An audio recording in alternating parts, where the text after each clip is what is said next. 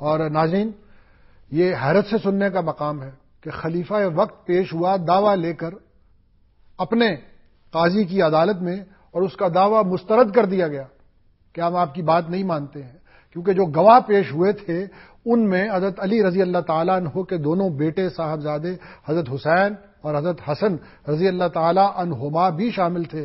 تو عدالت نے یہ کہا کہ بیٹوں کی گواہی باپ کے حق میں عدالت قبول نہیں کرے گی۔ آپ نے سنا کہ مسترد ہو گیا میرا دعویٰ، آپ نے اسے قبول کیا اور عدالت سے باہر تشریف لے آئے۔ اور اس کے جواب میں ہوا کیا ناظرین، کہ وہ یہودی جس کے خلاف آپ نے دعویٰ کیا تھا وہ حیران رہ گیا کہ خلیفہ وقت پیش ہوا اپنے قاضی کے سامنے، فیصلہ اس کے خلاف ہوا، اس نے سنا، تسلیم کیا اور راضی باہر نکل آیا۔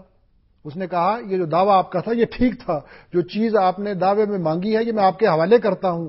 اور اس کے بعد تاریخ کی کتابوں میں یہ لکھا ہے کہ وہ یہودی اس نے کلمہ پڑھا اور مسلمان ہو گیا۔ یعنی جب سربراہ ریاست قانون کی اس طرح پیروی کر رہا ہو تو لوگ کس طرح متاثر ہوتے ہیں اور کس طرح چینج آف ہارٹ ہوتا ہے ان کا، کہ اتنا بڑا آدمی جب قانون کی پیروی کر رہا ہے تو یہ نظام برتر نظام ہے، یہ بہتر نظام ہے، یہ ضابطہ حیات واقعی کوئی چیز ہے۔ ناظرین، اس موقع پر ایک بریک کے بعد ہم اس بات کو جاری رکھیں گے۔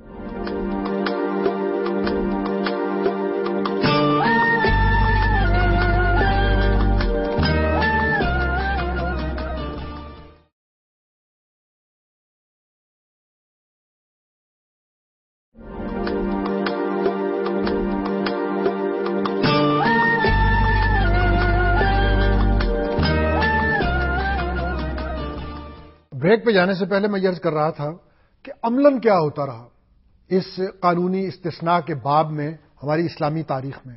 خلفائے راشدین کی مثالیں میں نے آپ کے سامنے رکھی۔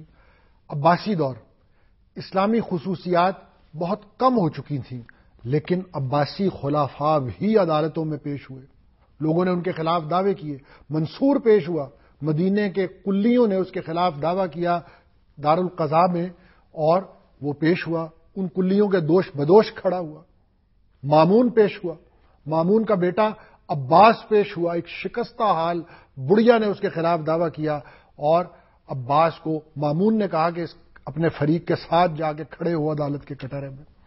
ناظرین، ٹیلی فون لائن پر سعید الزمان صدیقی صاحب ہیں۔ السلام علیکم جسٹس صاحب۔ جی وعلیکم السلام۔ آپ کی رائے چاہیے آئین کے آرٹیکل 248 پر، لیکن اسلامی نقطہ نظر کے حوالے سے، کہ کیا اسلام میں ہمارے ابتدائی دور میں ہمارے خلفاء کو کوئی ایسی آئینی امیونٹی استثناء حاصل تھا؟ دیکھیے، جہاں تک اسلامی قوانین کا تعلق ہے، اسلامی دور کے اندر تو کسی بھی آدمی کو استثناء حاصل نہیں ہوتا تھا کورٹ پروسیڈنگ سے۔ جہاں تک خلیفہ کا تعلق ہے، خلیفہ ہمارے یہاں پوری ہسٹری موجود ہے کہ سارے خلیفہ وقت جو تھے وہ عدالتوں میں حاضر ہوتے رہے اور عدالتوں کے سامنے جواب دہی کرتے رہے۔ حضرت علی کا واقعہ ہے، حضرت عمر رضی اللہ تعالیٰ عنہ کا، جتنے بھی خلفاء تھے کبھی بھی کسی کو کوئی استثناء نہیں۔ عدالتی جو نظام ہے اسلام کے اندر اس سے کسی کا استثناء نہیں ہے۔ یہ امیونٹی والی چیز جیسے صاحب پھر آئی کہاں سے ہے؟ یہ تو انگلش کانسیپٹ ہے اصل میں، اس میں یہ انگریزوں کا کانسیپٹ ہے، the king can do no wrong. جی، یعنی جو بادشاہ وقت ہوتا ہے وہ اس بات وہ کبھی کوئی غلط کام نہیں کرتا ہے، نہ وہ قانون کے جواب دہی کے لیے موجود ہوتا ہے، نہ اس کو کورٹ اس سے جواب دہی طلب کر سکتے۔ یہ ایک انگلش کانسیپٹ ہے، رومن کانسیپٹ ہے، اسلامی کانسیپٹ کا اس سے کوئی تعلق نہیں ہے۔ اسلام کا کانسیپٹ تو یہ ہو ہی نہیں سکتا کہ معصوم عن الخطا انسان تو نہیں ہو سکتا۔ پیغمبروں کے بارے میں یہ اجماع ہے کہ وہ ہوا کرتے تھے۔ جی جی۔ اچھا جیسے صاحب یہ اسلام کے اندر تو ایسا کوئی نہ تصور ہے، یہ تو یہ انگلش لا کے تحت اور رومن لا کے تحت کنگ کو استثناء ہوتا تھا کہ کنگ جو ہوتا تھا وہ خود قانون ساز ہوتا تھا، خود قانون بنانے والا ہوتا تھا، قانون کا انفورسر ہوتا تھا۔ تو ظاہر ہے کہ وہ اس کو انہوں نے یہ پوزیشن دے رکھی تھی کہ اس کو کوئی بھی کورٹ جو ہے طلب نہیں کر سکتی۔ اچھا اب یہ فرمائیے گا، یہ بتائیے گا کہ یہ ہمارا آئین تو اسلامی آئین ہے اور وہ خود آئین یہ کہتا ہے کہ کوئی چیز قرآن و سنت کے خلاف نہیں بنے گی۔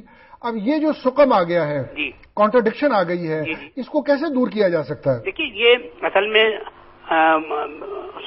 فیڈرل سیشن کورٹ جب بنی تو اس کو جورسڈکشن دیا گیا کہ وہ کسی بھی قانون کو یہ ڈکلیئر کر سکتی ہے کہ قرآن و سنت سے منافی ہے، لیکن اس کے اندر ایک استثنا رکھی گئی کہ اس کے اندر وہ جو آئین سے جو شیخے ہے یا جو آئین ہے اس کو آئین کو استثنا کر دیا گیا، ورنہ اگر آئین استثنا نہ ہوتا ان کی جورسڈکشن سے فیڈرل سیشن کورٹ کی تو یقینی طور پر یہ پروویژن جو تھا یہ ختم ہو سکتا تھا۔ اب کس فورم پہ جایا جا سکتا ہے؟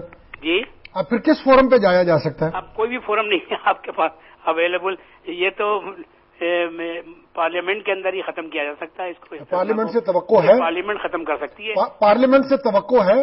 جی پارلیمنٹ سے، موجودہ پارلیمنٹ سے تو یہ توقع کرنا آبس ہے، اس لیے کہ موجودہ پارلیمنٹ تو ایسا کوئی قانون پاس کرنے کے جسٹس صاحب آپ کی قابل قدر رائے کے لیے میں آپ کا شکریہ ادا کرتا ہوں۔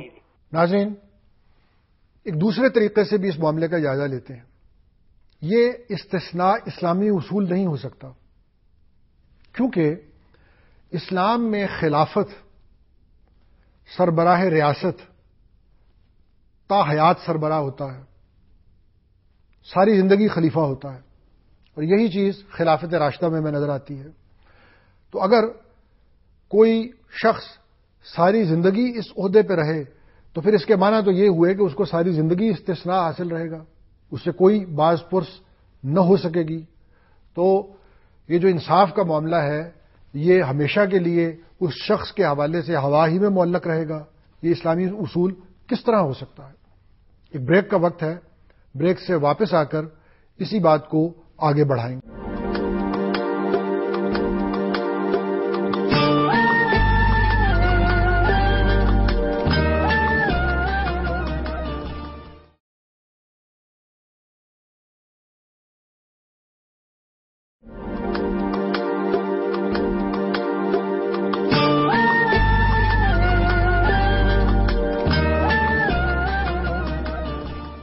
ناظرین، حضرت معاذ بن جبل رضی اللہ تعالیٰ عنہ نے کچھ باتیں روم کے ایک سردار کے دربار میں جب وہ سفیر بن کے گئے تو کہی تھیں، اور وہ باتیں بہت متعلق ہیں ہمارے اس موضوع سے جسے ہم اس پروگرام میں آپ کے سامنے پیش کر رہے ہیں۔ وہ ساری باتیں میں آپ کے سامنے رکھتا ہوں، لیکن اس سے پہلے ٹیلی فون لائن پر پروفیسر ساجد میر صاحب ہمارے ساتھ ہیں، ان کی رائے اس موضوع پر سنتے ہیں۔ السلام علیکم پروفیسر صاحب۔ وعلیکم السلام جناب صاحب، خیریت؟ اللہ کا احسان، الحمدللہ۔ جناب آپ کی رائے چاہیے، ہمارے آئین میں جو آرٹیکل 248 ہے جو صدر کو استثناء دیتا ہے، آپ کی رائے چاہیے اسلامی نقطہ نظر کے مطابق کیا ہماری اسلام میں ہمارے ابتدائی دور میں ہمارے سربراہ ریاست جو ہوا کرتے تھے، جو خلفاء تھے، ان میں سے کسی کو کوئی ایسا قانونی استثناء حاصل تھا؟ جی قانون کے اعتبار سے بھی اور روایت کے لحاظ سے بھی، پریکٹس کے لحاظ سے بھی، کسی حوالے سے کسی سربراہ مملکت کو یا کسی بھی اسلامک اسٹیٹ کا اس کو اس معنی میں کسی طرح کا کوئی استثناء حاصل نہیں رہا۔ میں تو یہی سمجھتا ہوں اور یہی کہتی ہے۔ جو پھر ہمارے آئین میں اگر یہ حکم ہے کہ کیونکہ ہمارے آئین میں یہ بھی موجود ہے کہ یہاں پر قرآن و سنت کے خلاف قوانین نہیں بنائے جائیں گے، تو اس حکم کو اب کیسے دور کیا جائے؟ اس کے لیے کچھ موو کرنا پڑے گا وفاقی شرعی عدالت کو مثلا، اور میرا خیال میں وہی مناسب فورم ہے اس کے لیے، لیکن وہ قوانین کو دیکھتی ہے جہاں تک میرے علم میں ہے، وہ آئینی پروویژنس کو نہیں دیکھتی۔ تو اس کے لیے ہو سکتا ہے، میں سمجھتا ہوں کہ ہو سکتا ہے کہ اس کے لیے ڈائریکٹلی اپروچ کرنا پڑے سپریم کورٹ کو، اس میں موو کیا جائے اگر کہ یہ پروویژن جو ہے یہ قرآن و سنت کے خلاف ہے، یا جب یہ مسئلہ چلے این آر او کا اس سے کلیمڈ استثناء کا، تو اس وقت کوئی دینی جماعت جو ہے وہ پارٹی بننے یا کوئی فرد، ہمارا تو کچھ ارادہ ہے، ابھی میں یہ نہیں کہہ سکتا فائنلی ہم نے طے کر لیا ہے، لیکن سوچ ہے جماعت میں اور شاید چند دنوں میں اس سلسلے میں کوئی بات ہو جائے۔ آپ کو پارلیمنٹ سے کوئی امید نہیں ہے؟ نہیں، پارلیمنٹ سے امید ہے کیونکہ وہ